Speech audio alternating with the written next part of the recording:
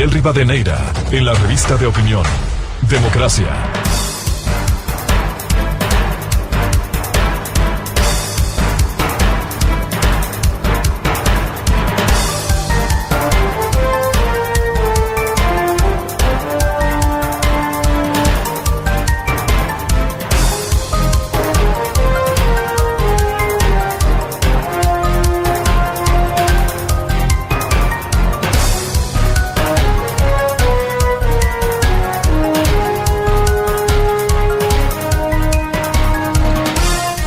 Cinco minutos en el territorio continental ecuatoriano, buscando la verdad en la revista de Opinión Democracia. Antes de dar la cordial bienvenida a nuestros siguientes invitados, queremos dar a conocer una información de última hora del Instituto Geofísico de la Escuela Politécnica Nacional por la emisión de gases y cenizas en las últimas horas. Dice el informe del geofísico: el Cotopaxi para la comunidad, observación, emisión de gas con ceniza observada y reportada por satélite según el informe 152. Dirección de la ceniza hacia el norte, es decir, pudiera caer en sectores de esta capital, del Distrito Metropolitano de Quito. La bienvenida a nuestros siguientes invitados: el doctor Luis Gallegos, un reconocido internacionalista, ex canciller ecuatoriano, ex embajador en Washington, y un reconocido periodista, escritor, Jorge Ortiz García. Les invitamos a un diálogo sobre la situación política en la región. Doctor Luis Gallegos, ¿qué está viviendo América Latina cuando estamos viendo que hay un asedio, hay un acoso de quienes forman parte de grupos irregulares, el narcotráfico? El propio presidente Gustavo Petro la semana anterior advertía el asedio de la minería ilegal en Colombia, que está aliada al narcotráfico y que pretende afectar a ese país. En el Ecuador estamos viendo lo que estamos viviendo, y también en otros países, el caso penoso de Argentina por la acción del populismo. ¿Cómo ve este panorama, doctor Luis Gallegos? Muy buen día. Miguel, muchísimas gracias por tu invitación. Saludos muy especiales a Jorge en esta mañana, y un especial saludo a la radio audiencia, teleaudiencia hoy por estos mecanismos. Mi condolencia a los ecuatorianos en Alausí, una muy querida parte de Chimborazo, de donde proviene mi familia, y también a todos los ecuatorianos que están sufriendo los embates de un crudísimo invierno que presagia un advenimiento también de un fenómeno del Niño que pone al Ecuador, que es un país de alto riesgo, como tú acabas de anunciar, por el tema de Cotopaxi, como vemos en el Coca, como vemos en los hechos que están ocurriendo en todo el mundo. Estamos frente a un hecho de cambio climático que ya venían alertando las autoridades de Naciones Unidas y los científicos desde hace muchas décadas. La humanidad entera tiene que ponerse de acuerdo. El Ecuador tiene que participar activamente y creo que lo hace bien, pero es necesario buscar estas soluciones.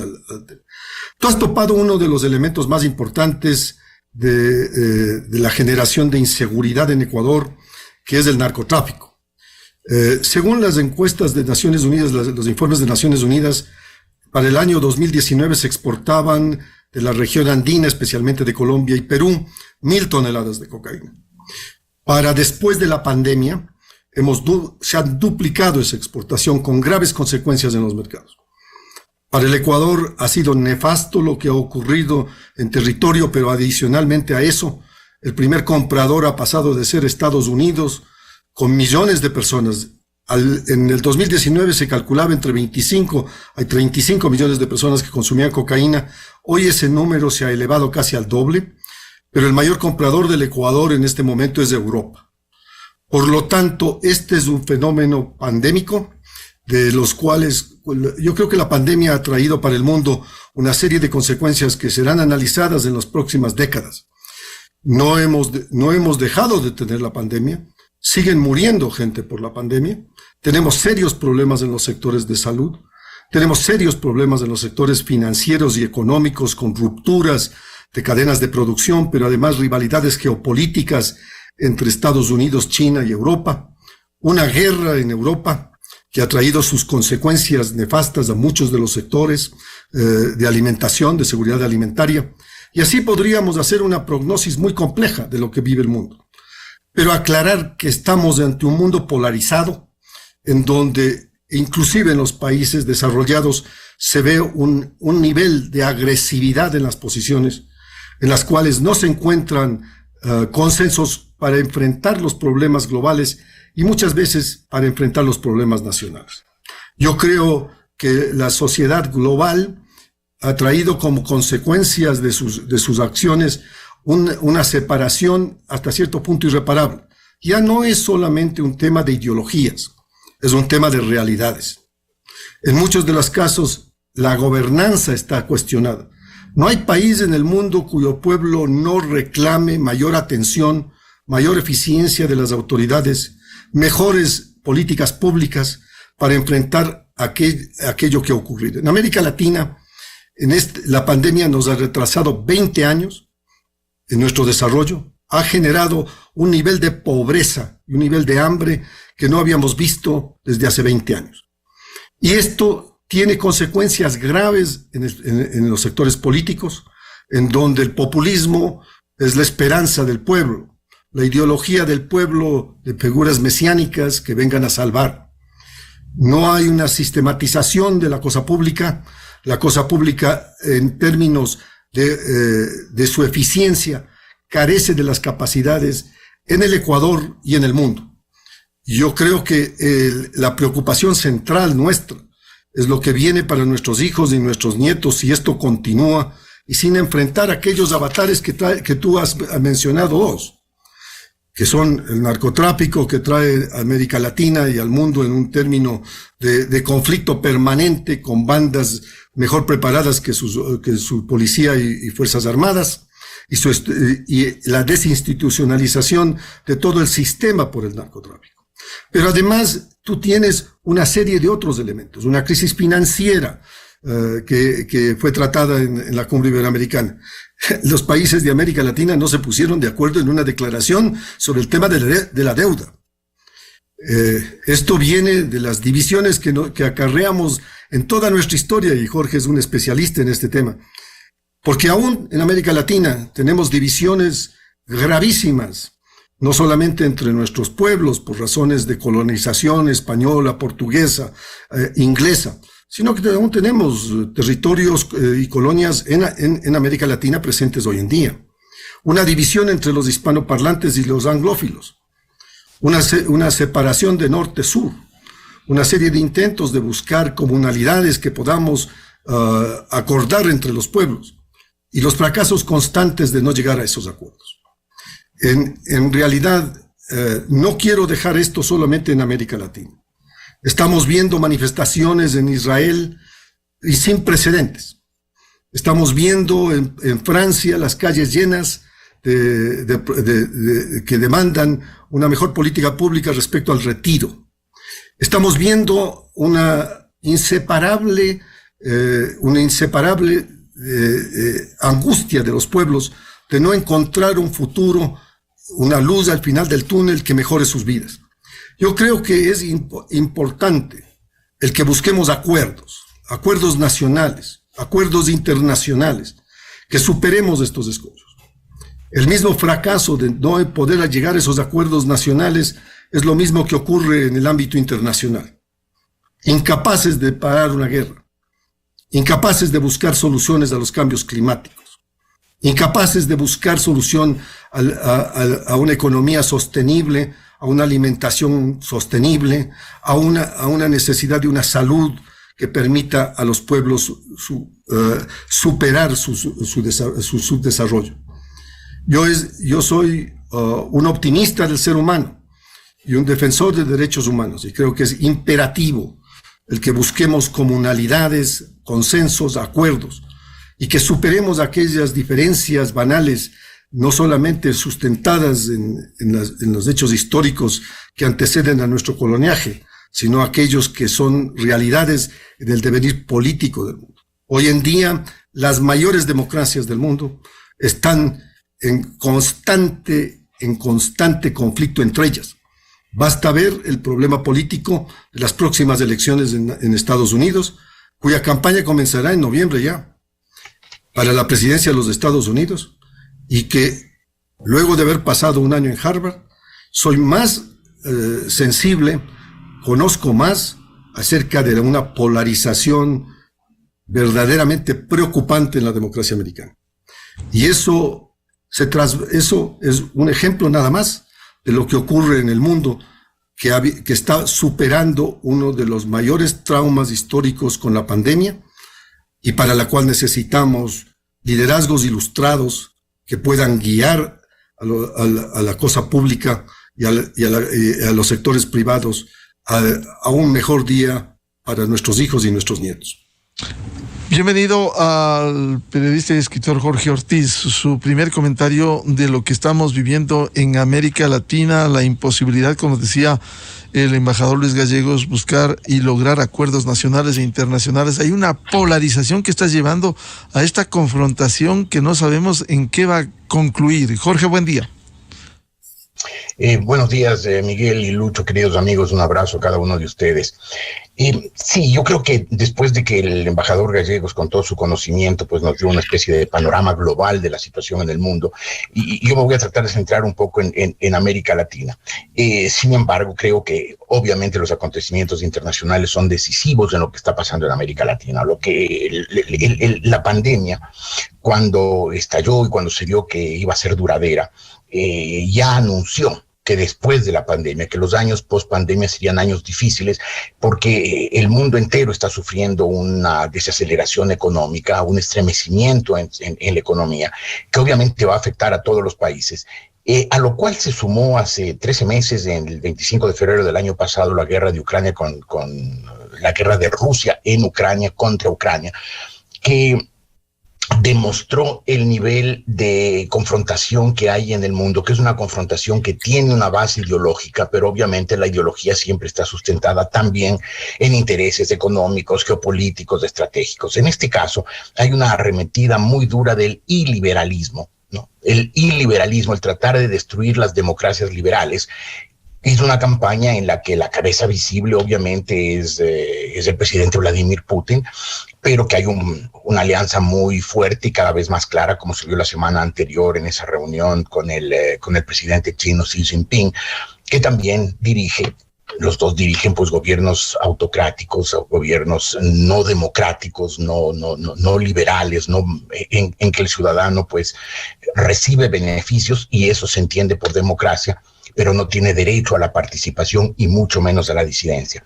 Eso hizo esta radicalización política global, sin duda influida en América Latina, continente además muy golpeado por la crisis económica. En América Latina todavía las economías, con alguna excepción que además es transitoria, todavía tiene unas economías muy endebles, muy frágiles, que apenas sufren un estremecimiento, pues se desbarrancan y vuelven a generar pobreza, vuelven a proletarizar sectores que ya se han integrado a la clase media, y ese es un fenómeno que hemos visto en América Latina los 3 últimos años. Eso ha hecho pues que obviamente los pueblos busquen, como bien decía Lucho, un liderazgo populista. El populista es el político fácil, el que le dice a la gente lo que quiere oír, sea verdad o no. Por lo general no es verdad, pero le dice lo que la gente quiere oír. Obviamente la gente se vuelve adicta a esos liderazgos populistas que le miman, que le acarician el oído, que le cantan canciones suaves. Y claro, en América Latina está ocurriendo esto. Ahora, el fenómeno que yo veo estos últimos meses en América Latina muy acentuado, y creo que en esto quisiera poner énfasis, es que ya no se puede decir que hay una división entre algo así como la derecha o el liberalismo y una izquierda, algo así como el socialismo, sino que dentro de la misma izquierda hay una fractura muy grande y cada vez más notoria. O sea, este momento creo que hay en América Latina 2 izquierdas. La una izquierda es la izquierda radical, agria, la del socialismo del siglo XXI, la que encarna, primero que nadie, obviamente, Daniel Ortega por los excesos brutales que está cometiendo cada día. Lo encarna también Venezuela, que desde 1999, es decir, ya casi 24 años, tiene un régimen que ha empobrecido a la gente, que le ha obligado al éxodo. Las cifras son espantosas. Venezuela en este momento tiene más del 40% más de la mitad, más del 50% de su población en situación de pobreza, más del 40% sin trabajo y más del 7% en países extranjeros. 7% se fugó de Venezuela, tuvo que emigrar por la situación que generó el chavismo y el socialismo del siglo XXI. A eso se suman o se han sumado circunstancialmente algunos gobiernos también de la misma ideología, añorantes de los viejos regímenes comunistas. Ahí está lo que se vio la semana anterior, la reunión del Grupo de Puebla, encabezado por por Raúl Castro, en que estaba Maduro, en que estaba Evo Morales, en que estaba Rafael Correa, también un añorante de esos regímenes autoritarios. Y por otro lado hay una izquierda que está manteniendo valores democráticos. Vimos cómo Gabriel Boric, el joven presidente de Chile, ha sido muy duro con el régimen de Venezuela. No quiso que Maduro fuera a su posesión, porque no quería que en su toma del poder en Chile, en unas elecciones democráticas, vaya un autócrata, un hombre que que no ha sido democrático. Yo creo que en esa misma línea está el presidente Lula, claramente. Él ya en los años en que fue presidente, él no fue el líder de esa izquierda turbulenta latinoamericana, fue Chávez, pese a que por el poder económico y por el prestigio personal, por el poder económico del Brasil, por el prestigio personal de Lula, quien debió haber encabezado las izquierdas era Lula, y no, él dio un paso al costado porque se dio cuenta que esos años esa izquierda era turbulenta, era populista, y que quien respondía a esos parámetros era Chávez. Yo creo que hoy hay una división clara en la izquierda entre esos añorantes de los viejos regímenes comunistas, los que se acabaron con el muro de Berlín, y una izquierda que intenta ser moderna, europea, socialdemócrata, profundamente comprometida con valores como el respeto a los derechos humanos, como el pluripartidismo, la tolerancia, la prensa independiente, las elecciones verdaderamente libres. Y esa ruptura de la izquierda a mí me parece que es muy sana para América Latina, porque poco a poco los pueblos que todavía no han logrado distinguir en esas dos izquierdas van a empezar a hacerlo. Ya se vio claramente en el Brasil, ¿no? La separación, la distancia que puso Lula con los partidos de la izquierda radical brasileña, más bien se acercó a partidos muy claramente del centro en la coalición que hoy gobierna el Brasil. La posición claramente democrática, respetuoso de los derechos humanos y de la tolerancia del presidente Boric, está abriéndole a América Latina una nueva izquierda, porque América Latina siempre padeció un problema grave, y es que la derecha era una derecha dura, radical, extremista, semifascista, sin principios, sin valores democráticos, mientras que la izquierda era lo mismo, nada democrática, violenta, turbulenta, partidaria de la lucha de clases y del enfrentamiento más dañino para los pueblos. Creo que el éxito de los países de punta, de Norteamérica, de Europa Occidental, hoy también de Europa Oriental, exceptuando Rusia y algún otro como Bielorrusia, es que han tenido partidos centristas, un centro derecha y un centro izquierda, que son dos versiones políticas distintas, dos formas de ver la sociedad, de entender la solución de los problemas, pero dos formas que pueden armonizarse, que pueden dialogar, que pueden llegar a acuerdos y que no van a estar en conflicto permanente. Yo creo que para América Latina el surgimiento de una izquierda democrática, de una izquierda civilizada, de una izquierda moderna, es una buena noticia. Ojalá que cada día esa izquierda crezca frente a esa izquierda, la otra izquierda, la izquierda turbulenta, violenta, agria, devastadora, como ha sido la del socialismo del siglo XXI. Al mismo tiempo que creo que en América Latina tiene que surgir una derecha más democrática, más tolerante. Creo que de alguna manera los gobiernos actuales del Ecuador y del Uruguay, tal vez incluso el de Paraguay, representa algo así como una derecha moderna, con todo lo que eso significa, pero también sin que eso implique que son 2 gobiernos deficientes o 3 gobiernos deficientes. El de Uruguay ciertamente lo es, el del Ecuador ha fallado mucho. El presidente Lasso es un presidente liberal que ha tenido comportamientos de tolerancia, de democracia, de apertura, pero que ha fallado mucho en su cercanía con la gente. Ha logrado crear una economía mucho más estable, con las cuentas fiscales en orden, pero no ha logrado ni siquiera mínimamente traducir ese ajuste de las cuentas fiscales, esa normalización del dinero público en beneficio para la gente. Pero en todo caso es una derecha, digamos, democrática, es una derecha pluralista, abierta, que yo creo que esa centralización de la política en todos estos países es una muy buena noticia para América Latina. Vuelvo con el embajador Luis Gallegos. En este contexto, a América Latina se ha debatido en esta polarización, como bien decía Jorge Ortiz, pero que ha tenido repercusión internacional, y Luis Gallegos ha sido un destacado diplomático de carrera, de organismos internacionales. Por ejemplo, en la ONU, el emitir pronunciamientos de políticos, como un ecuatoriano de perseguido político. Hay un informe que está pendiente allí, que tiene el relator, un reconocido internacionalista peruano, pero que ha tenido su sesgo, y lo va a decir el nombre de Daniel García Sayán. El emitir un pronunciamiento, el tratar de hacer creer al mundo, América Latina, esta idea de la persecución política, ¿cuánto impacta, cuánto juega en lugar de lo que usted decía, embajador Gallegos? Ojalá se pudiera lograr primero acuerdos nacionales sobre temas de interés, la pobreza, el desarrollo, y no estas campañas internacionales de persecución política.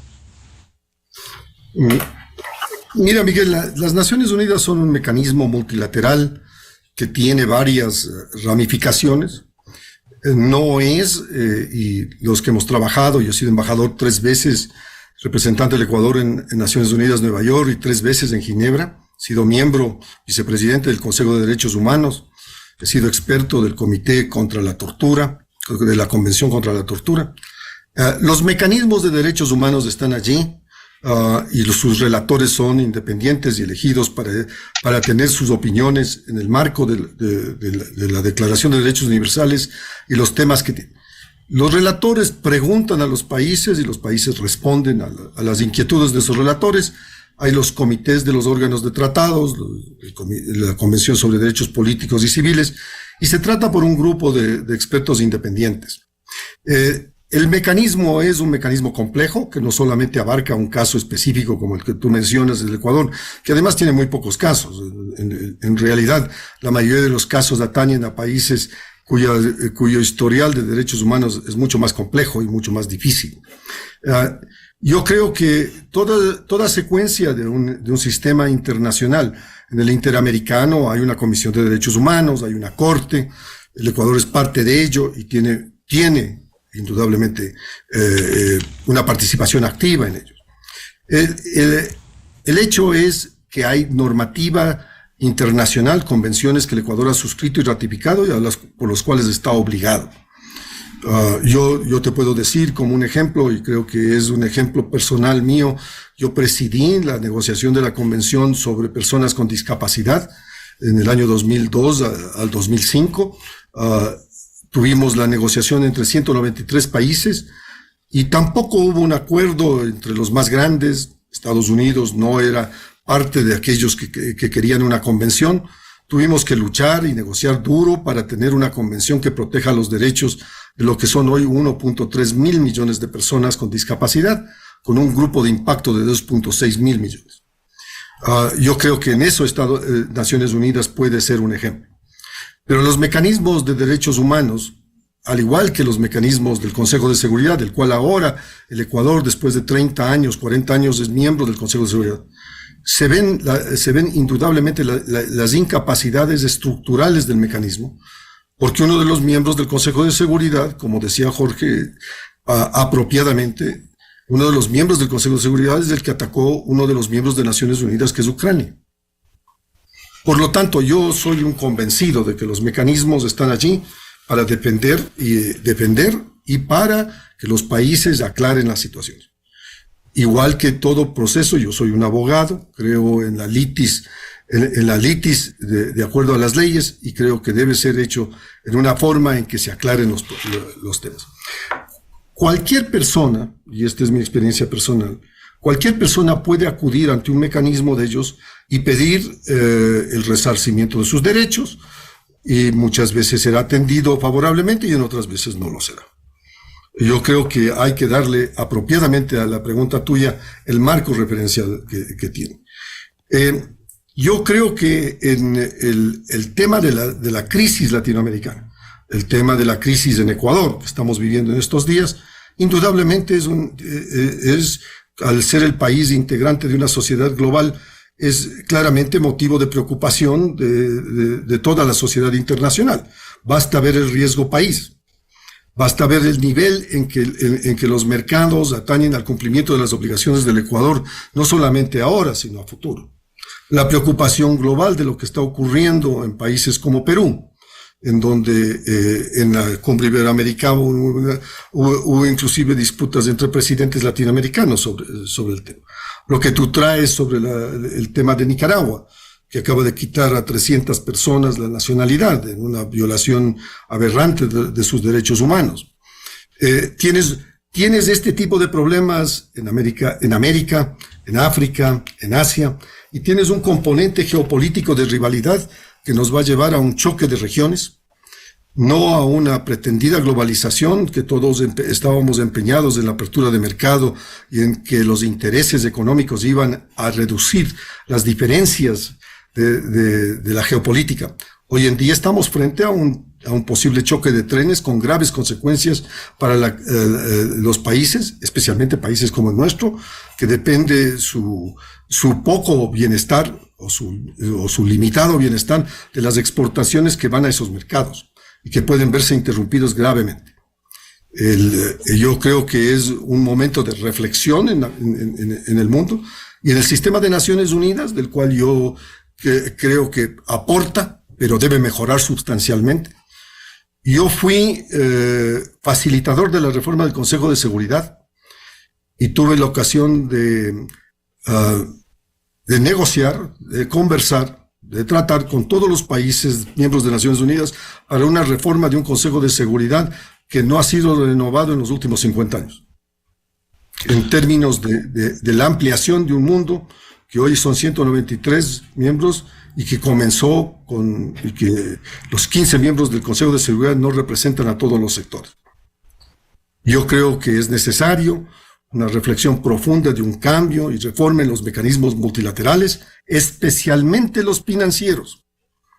Y el secretario general de Naciones Unidas ha pedido que los organismos financieros del mundo, los multilaterales del mundo, busquen soluciones para no atosigar a los países que en una situación de endeudamiento grave no pueden cumplir sus obligaciones y pueden llevar a una catástrofe interna e internacional. Yo creo que es momento de una reflexión profunda de los mecanismos internacionales, pero eso parte también de la necesidad de consensos a nivel de las regiones y consensos de política exterior a nivel de los propios países. No quiero dejar de decir que es imperativo que el mundo busque esos acuerdos mínimos, porque los problemas y dilemas de un país como el nuestro, cuando hablamos de narcotráfico, no es un problema del Ecuador solo. Es un problema internacional con corresponsables quienes compran y quienes pagan las enormes sumas a los narcotraficantes y a quienes participan de este negocio de corrupción global. Necesitamos una política internacional que pueda permitir esto. No se puede pararlo en los productores en América Latina, se tiene que parar en los mercados financieros también. Yo creo que el tema de la salud, el tema de enfrentar la pandemia y prepararnos para la próxima que vendrá. Pero el Ecuador tiene el día de hoy eminentes problemas, enfrentar eminentes problemas de los riesgos que tiene, como el Cotopaxi, como lo que acaba de ocurrir en la OSI, con el fenómeno del Niño que viene, que son añadidos a lo que sería una política pública o financiera que tenga una proyección para el año 2025. Yo creo que es importante que haya el consenso nacional de ponernos de acuerdo. A mí lo que me preocupa es ese desacuerdo permanente entre ecuatorianos en cosas mínimas.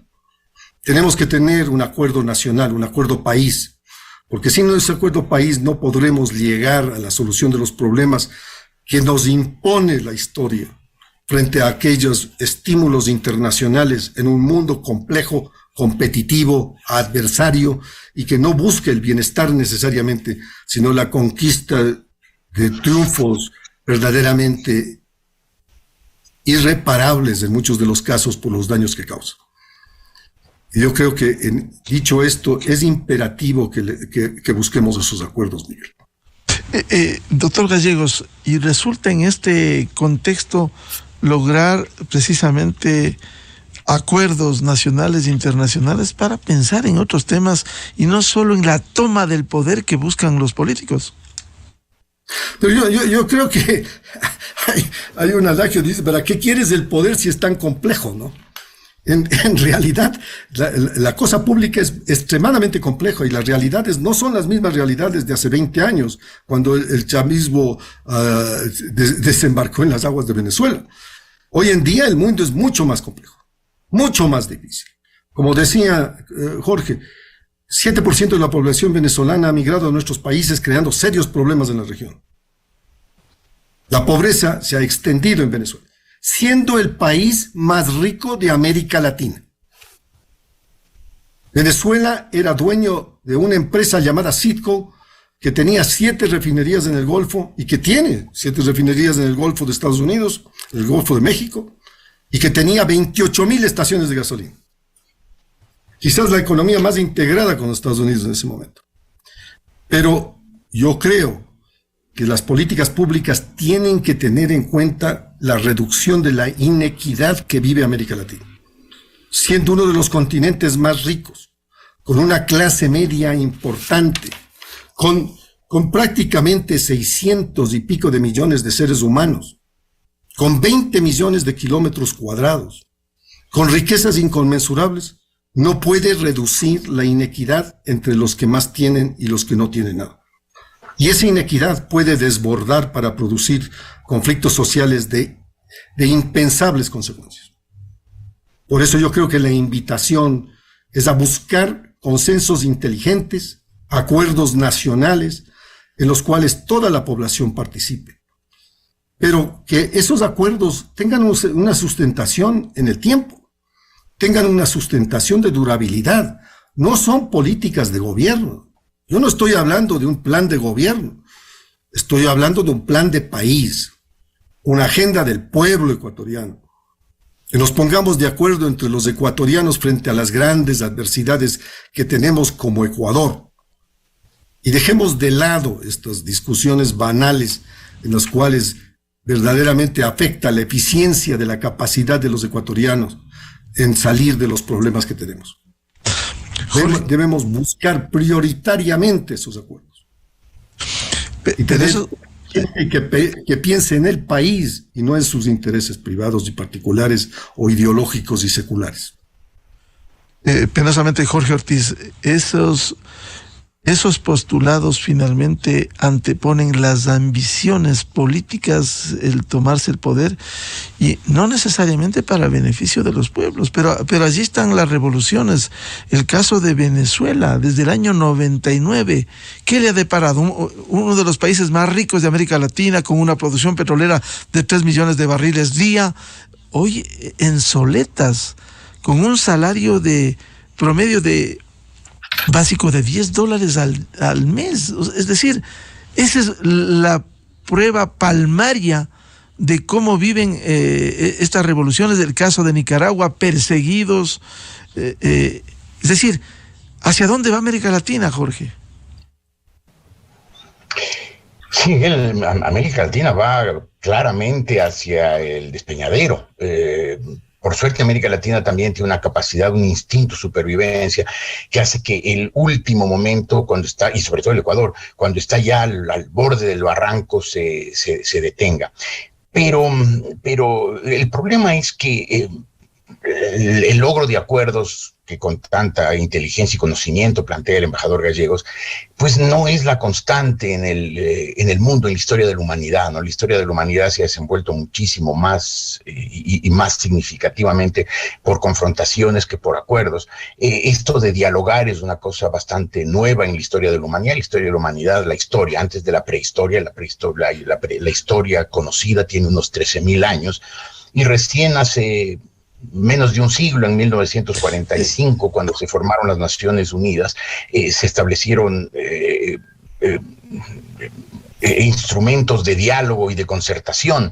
Eso había intentado antes, cuando terminó la Primera Guerra Mundial, el presidente de los Estados Unidos, Woodrow Wilson, intentó crear la Sociedad de las Naciones, y ni su propio Senado le apoyó, y por lo tanto ese proyecto fracasó. Recién con las Naciones Unidas ha habido una especie de foro permanente donde hay diálogo, pero nunca ha solucionado los conflictos estructurales de fondo. Sí, ha atenuado muchos problemas, ha logrado acuerdos en otros, ha logrado ceses del fuego, pero la humanidad se ha desenvuelto siempre en función de los conflictos de intereses. Así ha sido desde la antigüedad más remota, desde los primeros imperios. Incluso Tucídides, el historiador griego, cuando hacía referencia a ese primer gran conflicto en el mundo griego entre Atenas y Esparta, él creó esta figura de la trampa de Tucídides, que desde entonces se menciona como un proceso inevitable o casi inevitable cuando hay una potencia establecida y una potencia en ascenso. Y en efecto, a lo largo de la historia, cuando se ha dado esa situación, una potencia establecida y una potencia en ascenso, ha habido un conflicto. No ha sido una ley infalible, pero la trampa de Tucídides ha ocurrido casi siempre. Y hoy de la trampa de Tucídides se habla mucho, porque evidentemente hay una potencia establecida en el mundo, que es los Estados Unidos, y hay una potencia en ascenso, que es la China. Terminarán en un conflicto, terminarán en una guerra, para que se dirima con las armas la supremacía de Estados Unidos y de la China y de los sistemas políticos que cada uno representan. Eso es una incógnita, por la radicalidad de la propuesta política china, el marxismo con una interpretación maoísta, con elementos del mercado que introdujo Deng Xiaoping en 1978, pero sigue siendo una propuesta radical frente al capitalismo democrático de los Estados Unidos. Pero obviamente, al haber esas dos visiones del mundo tan claramente marcadas, que están repitiendo lo que se dio en el mundo desde 1949 en la Guerra Fría entre los Estados Unidos y sus aliados occidentales y la Unión Soviética y sus satélites orientales, pues es casi inevitable que la política del mundo, incluso las políticas nacionales, sean políticas radicales o que tiendan a la radicalización. Y por eso vemos muy pocos países en el mundo, incluso en la Europa más próspera, más civilizada, más avanzada, que tienen todavía una dinámica política interna moderna, civilizada, la que de alguna manera se implantó en el mundo en 1945, cuando terminó la Segunda Guerra Mundial. Todavía hay unos pocos países donde la política se basa en acuerdos, en diálogos, en consensos, en disputa por el poder, desde luego, pero disputas con reglas de juego. En la mayor parte de los países hay esa radicalización que decías, Miguel, y a la que con tanto acierto se refirió el embajador Gallegos. Cada vez vemos una crispación más notoria y más grave en la política. Vemos que la derecha se vuelve iliberal, se acerca a la extrema derecha y se acerca a la extrema izquierda, mientras que a su vez la izquierda se vuelve cada vez más extremista, más radical. Por eso yo decía en mi primera intervención que para América Latina creo que es una buena noticia que, además de esta izquierda radical, extrema, turbulenta, que es la del socialismo del siglo XXI, esté surgiendo una nueva izquierda democrática, la que representa el presidente Boric, la que representa el presidente Lula, la que tiene otras expresiones en que se cree en el cambio social, se cree en sistemas redistributivos, pero al mismo tiempo se respeta las opiniones ajenas, hay tolerancia, hay pluripartidismo, hay prensa independiente, o sea, todas las características de las sociedades democráticas, abiertas y prósperas. Pero claro, mientras haya esta confrontación en la cima del poder mundial, y mientras en la cima del poder mundial también haya líderes radicales, no cabe duda de que el presidente Vladimir Putin de Rusia es un líder radical que incluso recurrió a las armas para tratar de imponer su visión iliberal del mundo. Es evidente que Xi Jinping, el presidente de China, es un hombre radical. Toda la moderación en el sistema comunista chino que se empezó a aplicar desde Deng Xiaoping, pues él lo está revirtiendo, está creando otra vez una autocracia con poderes incluso mayores de los que en su momento tuvo el presidente Mao Zedong. Y en los Estados Unidos, pues siempre hay el peligro de Donald Trump, un hombre que en sus 4 años demostró un radicalismo, un populismo muy marcados, muy peligrosos, y que tiene buenas posibilidades, lamentablemente para el mundo, de volver al poder en las elecciones de noviembre del próximo año. Entonces, claro, mientras las grandes potencias tengan ese tipo de líderes que le dan al mundo un mal ejemplo constante, es difícil pedir que los países periféricos que tengan una política más moderada, más moderna, más civilizada, más centrista, más de diálogo, consenso y acuerdo, que al contrario, pues sienten un impulso hacia la erradicación. Hay fuerzas centrípetas que están alejando del centro a la política y a los políticos, y los está llevando hacia posiciones radicales. En el caso del Ecuador lo vemos claramente. Vemos que Correa, que fue un presidente populista, turbulento, pues en los últimos años incluso se ha radicalizado notoriamente hacia la izquierda. Su cercanía hacia el régimen terrorífico de Nicaragua, sus elogios constantes a la dictadura venezolana, su frecuencia de sus viajes a Cuba, pues le auguran al país malos tiempos, porque obviamente esas posiciones radicales de izquierda también generan como réplica posiciones radicales de derecha, se van alejando las posiciones políticas y se lleva una confrontación. El Ecuador y otros países de América Latina, guiados por estos políticos que se van radicalizando, que van encontrando que con el populismo más agrio, más agresivo, menos complaciente, con posiciones distintas, tienen más éxitos entre la multitud desguarnecida, pues obviamente eso no hace sino poner en peligro a estas sociedades y augurarles un futuro mediato, en algunos casos inmediato, de problemas, confrontaciones y más pobreza. Embajador Luis Gallegos, ¿y la posición de Estados Unidos frente a esto que está sucediendo en América Latina? ¿Hay preocupación o está dejando que esto pudiera incursionar aún más el tema del narcotráfico y acciones ilegales como la minería? Yo creo, Miguel, que Estados Unidos está pasando un momento de transición muy complejo. También es producto de la pospandemia. Y como bien señala Jorge, el tema de la presidencia de Donald Trump ha cambiado los ejes de una política bilateral de consenso entre demócratas y republicanos, y hoy hay una radicalización interna en Estados Unidos que se ve en confrontaciones a diario. Yo creo que Estados Unidos tiene que hacer un gran esfuerzo para buscar consensos que le permitan la gobernabilidad. Y obviamente, siendo una potencia a nivel global, estos problemas internos tienen una repercusión externa. Obviamente, al citar tú sí, Jorge me recordó justamente el problema que tenemos frente a la expansión china y al problema de Estados Unidos y China. La primera vez que yo visité China fue en 1982 y era un país empobrecido, era un país con unas limitaciones terribles, con búfalos de agua asiáticos jalando arados de madera, con campesinos verdaderamente en una situación de unas limitaciones terribles. superar la hambruna era uno de los grandes logros de la China de ese momento. Con el advenimiento del cambio de Deng Xiaoping y la modernización de la China ha logrado sacar de la pobreza a 800 millones de personas.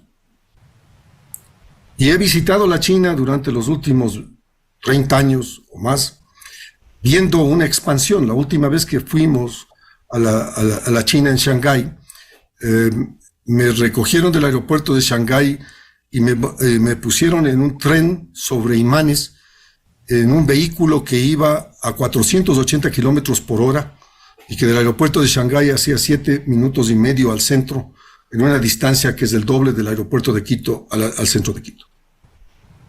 Y era tecnología china. Por lo tanto, lo que ha logrado China en 40 años es indudablemente un tema que la humanidad tiene que poner atención, porque es salir de la pobreza más aberrante a lograr un éxito indudable y convertirse en la segunda economía del mundo. Hoy es el principal socio comercial del Ecuador y estamos por firmar, si las cosas marchan en un proceso democrático, un tratado de libre comercio con China que permitirá la expansión de la producción ecuatoriana. Y a mí la preocupación fundamental es dar una capacidad exportadora al centro de la sierra, a la parte central de la sierra, donde están los núcleos más pobres. El Perú ha hecho un gran logro al exportar quino. El Ecuador podría sencillamente al exportar quino volver exportadores de aquellos que en este momento tienen problemas de desnutrición y hambre aberrante y que son la población más vulnerable del Ecuador. Yo creo que hay que aprovechar a los mercados y las capacidades que los ecuatorianos tienen de exportar para superar esos problemas. Yo creo que es indudable la rivalidad que tenemos en el mundo. Yo viví la bipolaridad cuando fui jefe de misión en Bulgaria, entre la Unión Soviética y el Pacto de Varsovia y los Estados Unidos y la OTAN. No ha cambiado mucho. Las armas nucleares siguen siendo comodines de lo que hoy en día es la guerra en Europa, con enorme preocupación de parte del resto del mundo. Esos problemas que estamos tratando y que Jorge tan inteligentemente y refiriéndose históricamente a los problemas, son problemas reales, que a nosotros se nos pasan de lado por andar en estas disputas parroquiales sin entender que la historia demanda soluciones de largo trazado para nuestro país y para América Latina.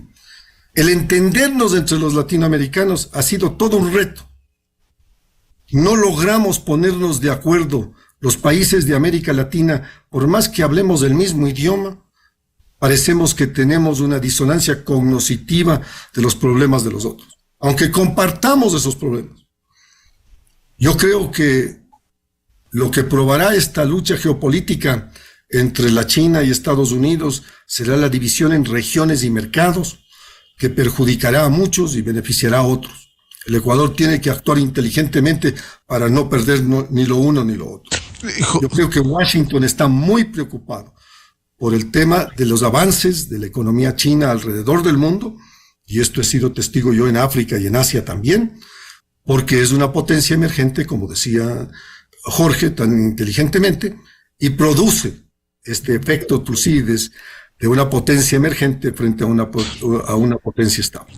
Y en ello el Ecuador tiene una política exterior que tiene que ser lo suficientemente ilustrada para no caer en el abismo de la divisoria en una lucha geopolítica que no tenemos parte. Jorge Ortiz, ¿y cómo ve la posición de Estados Unidos frente a América Latina? A ver, yo creo que los Estados Unidos decidieron alrededor del año 2000, poco después del triunfo del chavismo en Venezuela, decir, bueno, desentenderse un poco de América Latina, decir que América Latina quiere llevar sus propios rumbos. Cada vez que los Estados Unidos han intervenido, ha habido unas reacciones internacionales, locales muy fuertes, acusando a los americanos de ser imperialistas, de intervencionistas, y entonces ellos dijeron, bueno, si ustedes quieren tener gobiernos como el de Chávez o como el de Ortega, ya es problema de ustedes, ¿no? Si ustedes quieren desbarrancarse, pues ya es su problema. Y lo cual me parece, por un lado, una actitud irresponsable. Creo que las potencias mundiales han tenido siempre pues un rol que cumplir. que cumplir. Y los Estados Unidos, más bien históricamente, pues estos son hechos irrefutables. Los Estados Unidos ha sido una potencia que ha sido responsable con su papel de potencia mundial. Por ejemplo, su intervención en la Primera Guerra Mundial en 1917, 3 años después de empezar el conflicto, cuando el conflicto había llegado a su nivel más sangriento y además de estancamiento, pues ayudó a que esa guerra termine pronto. Después, en 1941, cuando intervino, lo hizo en el 42, ya después del ataque en diciembre del 41 en Hawái de los japoneses, pues los Estados Unidos también intervinieron para ayudar a las democracias a derrotar a los regímenes nazis y fascistas europeos. Pero por otro lado, claro, es comprensible que los Estados Unidos estén cansados de que por un lado les extendamos la mano a pedirles todo, lo cual han hecho muchos gobiernos y muchos países de América Latina, y por otro lado con el garrote nos pasemos quejando del imperialismo norteamericano. En todo caso, creo que América Latina debería tener una voz en el mundo actual. El mundo actual es un mundo muy extraño, ¿no? No es como lo fue a partir de la Segunda Guerra Mundial, un mundo bipolar con los Estados Unidos y la Unión Soviética. Después, cuando fracasó el socialismo y se desintegró la Unión Soviética, fue durante unos años un mundo unipolar. Hoy es un mundo multipolar, pero al mismo tiempo es un mundo multipolar caótico, en que esos diferentes polos suben y bajan, se mueven, crean alianzas transitorias, se enfrentan en rivalidades también pasajeras. Y es un mundo multipolar caótico en el que ha surgido una figura que es muy importante porque es una forma de estar presente en las decisiones del mundo, que son los espacios de poder. Ya no hay solamente grandes países, Estados Unidos, China, ni grupos de países, la Unión Europea, por ejemplo, sino hay espacios de poder. Uno de esos espacios, por ejemplo, es el mundo árabe. Otro espacio de poder, sin duda, es el mundo africano, los países que están en torno a la Organización para la Unidad Africana, que ya tienen una voz en el mundo, todavía no significativa, pero empiezan a tenerla. América Latina, que por sí sola cada uno de sus países no podría tener una voz que resuene en el mundo, debería pues integrarse. Yo no creo mucho en los deberías, yo creo más en los así es. Pero aquí sí creo que debo decir América Latina debería integrarse y debería tener, dentro de sus diferencias y dentro de sus discrepancias internas, sí debería tener una presencia internacional común. Pero esa presencia internacional común, en vez de reforzarla, la estamos debilitando.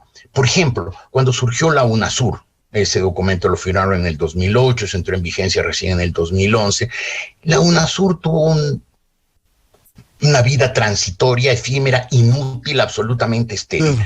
Pero lo que hizo es que América Latina, que siempre se había representado por otras organizaciones, sobre todo la OEA, pues perdió voz. Y hoy el extremismo populista del socialismo del siglo XXI quiere resucitar a la UNASUR, que es una expresión no de los intereses de los países, sino de una ideología. Y por lo tanto no va a tener repercusión como ya no la tuvo en su etapa anterior. Es una pena para América Latina. Bien, muchas gracias por estas reflexiones al embajador Luis Gallegos, ex canciller, y al periodista y escritor Jorge Ortiz García respecto de América Latina y sus perspectivas. Un gusto a Luis y a Jorge. Un gusto. Saludos especiales. Muchas gracias. Gracias, Lucho. Un abrazo. Muy amables. 7:58 minutos en el territorio continental ecuatoriano, buscando la verdad en la revista de Opinión Democracia.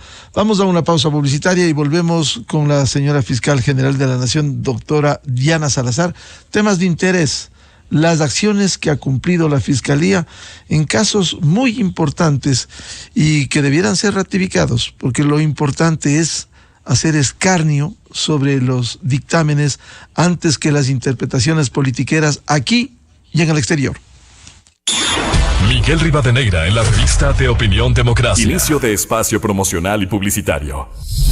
Cuando confías en ti, eres capaz de cumplir tus metas. En Banco Pichincha, 6 de cada 10 microcréditos se destinan a mujeres gracias al programa Ser Impulso Mujer. Conoce más en www.pichincha.com. Banco Pichincha, en confianza. Solo la extrema calidad de lubricantes Amalie te brinda protección en cada arranque y limpieza extrema